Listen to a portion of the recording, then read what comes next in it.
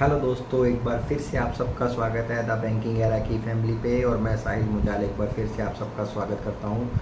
तो आशा करता हूं कि आप सब बहुत बढ़िया होंगे अपने अपने घर पर। और जिनका भी एसबीआई में क्लरिकल में सिलेक्शन हो गया है तो वो उनके लिए बहुत बहुत हार्दिक शुभकामनाएं। और ये जो वीडियो है मैं उनके लिए बना रहा हूँ जिनका सामने आईबीपीएस आरआरबी पीओ का और क्लरिकल का एग्ज़ाम जो लगा हुआ है अगस्त में फर्स्ट वीक में। उसमें जो दो सेक्शन आने वाले हैं, पहला क्वांट और दूसरा रीजनिंग। मैं इस वीडियो में आपको कुछ ऐसी बातें बताना चाहता हूँ कि जो आपको हेल्प करे मार्क्स को इंक्रीज़ करने में ना।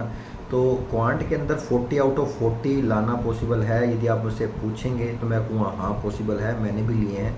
तो उसको पॉसिबल करने के लिए आपको सारी कॉन्सेप्चुअल नॉलेज होना तो ज़रूरी है, लेकिन उसके साथ साथ ये भी ज़रूरी होता है कि आप किस तरह कितनी टाइमिंग के साथ क्वेश्चन को सोल्व करते हैं। सबसे पहले हम यदि बात करें क्वांट में 40 आउट ऑफ 40 लाने का जो एक रामबाण है वो कैसे अपने कैसे उसको फॉलो कर सकते हैं। सबसे पहले आपको ये पता होना चाहिए कि भाई मैथ का जो सेक्शन है वो 3 पार्ट्स में डिवाइड होता है। स्पीड मैथ आती है, डीआई आती है और होता है अर्थमेटिक आती है। ठीक है, ये 3 सेक्शन पे प्रीक में 40 क्वेश्चन वो डिज़ाइन करता है एग्जामिनर। अब आपको क्या करना है, इन तीनों के पार्ट्स को पहले आपको सोल्व करना पूरा मैंडेटरी है। तीनों सोल्व करें। अब आप कितना कितना टाइम ले रहे हैं वो चीज़ भी आपको आनी बहुत ज़रूरी है। With in A time solve करना आना बहुत ज़रूरी है।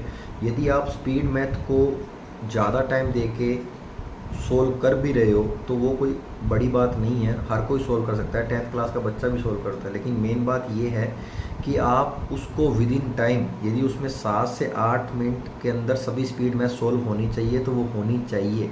उसमें ये नहीं है कि आप 12-13 मिनट ले जाओगे तो वो फिर आपके क्वेश्चन छूटने हैं ही।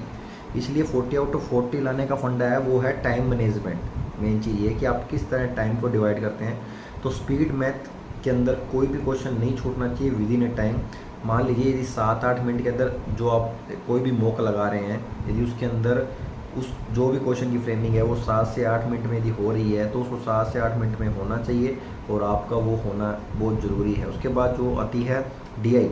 डीआई के अंदर क्या होता है, 3 या 4 डीआई आ रही है तो उसमें एक ही डीआई ऐसी होगी जो टाइम कंज्यूमिंग होगी। बाकी डीआई को आप विद इन टाइम सोल्व कर सकते हो। यदि आप विद इन टाइम सोल्व कर रहे हो और आपकी एक्यूरेसी अच्छी है तो आप डीआई आराम से सोल्व कर सकते हो। ऐसे प्री के अंदर बड़ी डीआई नहीं आती है। ठीक है, फिर बात करें अर्थमेटिक की। तो दोस्तों अर्थमेटिक करने के लिए विद इन टाइम अर्थमेटिक करने के लिए आप मान के चलिए यदि 10 क्वेश्चन है तो आपके पास 10 मिनट तो होने चाहिए, है ना। मैं मानता हूँ कि 10 क्वेश्चन आ रहे हैं तो 10 मिनट होने चाहिए, या ज़्यादा से ज़्यादा तो 8 मिनट तो होने बहुत ही ज़रूरी है।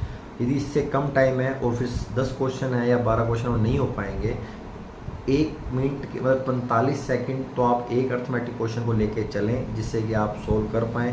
यदि ऐसा क्वेश्चन भी आता है अर्थमेटिक का जो 45 सेकंड से कम टाइम भी लेता है, मान लो कोई ऐसा क्वेश्चन है जो फॉर्मूला बेस्ड है, सीधा फॉर्मूला इनपुट करना है तो आपको वो विद इन टाइम मतलब 30 सेकंड में आप सोल्व कर सकते हैं।